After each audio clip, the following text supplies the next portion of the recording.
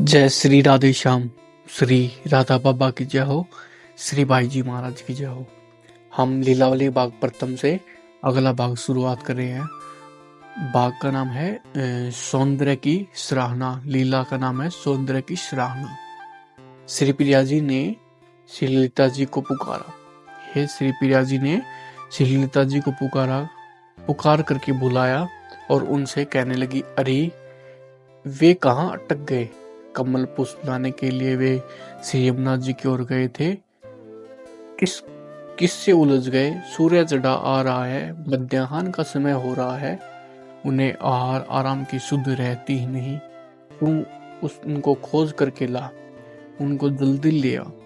पर्याप्त मात्रा में पहले श्री प्रियतम कमल पुष्प लाने के लिए गए थे, उनको लौटाना चाहिए था। नहीं लौटने से मन का चिंतन हो जाना स्वाभाविक है। ललिता जी की अपने साथ कुछ बहनों को लेकर श्री यमुना जी की ओर चली। श्री यमुना पुलिन पर समीप आने लगा तो कुछ गायन का स्वर कान में पड़ा। मैंने तुरंत श्री ललिता जी से कहा, यह स्वर तो अपने श्री प्रियतम का ही लगता है। सभी ने ध्यान देकर सुना। स्वर के सहारे हम सभी उसी दिशा की ओर बढ़ने लगे। निकटतर होने पर स्वयं भली प्रकार सुनाई पड़ने लगा। श्री प्रियतम विभोर स्वर में गा रहे थे, कारे कारे प्यारे प्यारे, कारे कारे प्यारे प्यारे। इन शब्दों को बार बार दोहरा रहे थे। संभवतः 20-30 बार दोहराया होगा। यह हम सब सुन रही थी कि कुंज के बाहर खड़ी होकर श्री यमुना पुलिन के एक सघन मालती कुंज में बैठकर श्री प्रियतम बार बार गा रहे थे, कारे कारे प्यारे प्यारे, कारे कारे प्यारे प्यारे। हमसे कोई भी यह समझ नहीं पाया कि यह गायन में किसका यशगान किया जा रहा है।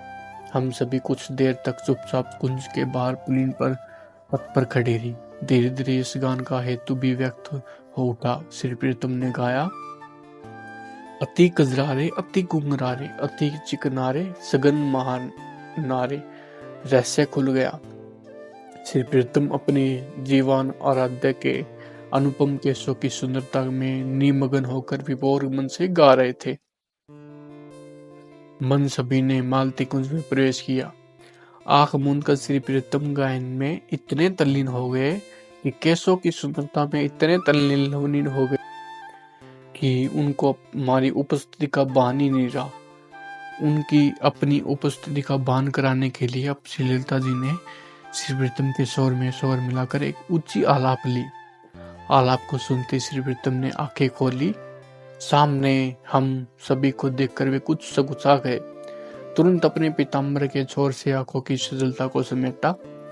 अभी श्री प्रियतम की भावनाएं समित नहीं हुई थी। भावों का उद्धार चढ़ा हुआ था।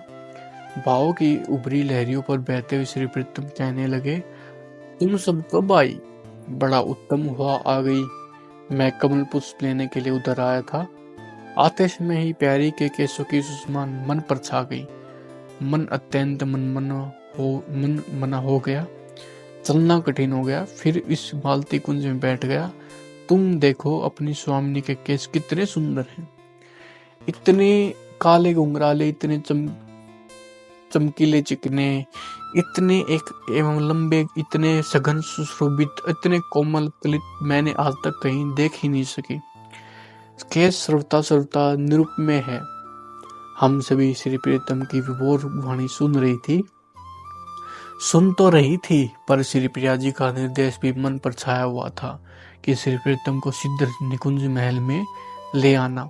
श्री ललिता जी ने श्री प्रियतम से ललित स्वर में कहना आरंभ किया, अब चलो, मध्याह्न का समय है। राजभोग के लिए जिसे श्री प्रिया जी प्रतीक्षा कर रही हैं। श्री प्रियतम अभी अपनी लटक में अटक रहे थे। उन्होंने कहा, अभी चलता हूँ, पर एक बात बतलाओ, तीनों लोग 14 भुवन में कहीं भी ऐसी सुंदरता है क्या? केश, केशों की वाणी, ललाट, नेत्र, नासिका, कपोल, अधर, कंठ, भुजा, चरण, कर, पल्लव, अंगुलियां, दंपत्ति, ये सभी अनुपम। उनका गौर वपु सुंदरता की मंजूषा है। कांति, लावण्य, सुगरता, कोमलता, उज्ज्वलता, ये सभी अनुपम है। अनुपम कहना भी उनके कोषार्य के वैभव की अवगणना करना है। आज श्री प्रीतम अपने आप में नहीं थे। श्री ललिता जी ने पुनः प्रतीक्षा वाली बात दोहरा दी।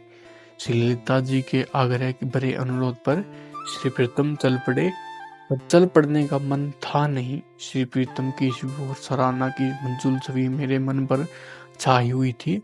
इस सराहना निमग्नता की मैं जयकार बना रही थी और बार बार बलिहारी जा रही थी। जय श्री राधे श्याम। कल की लीला हम फिर से कल वाले भाग में शुरुआत करेंगे।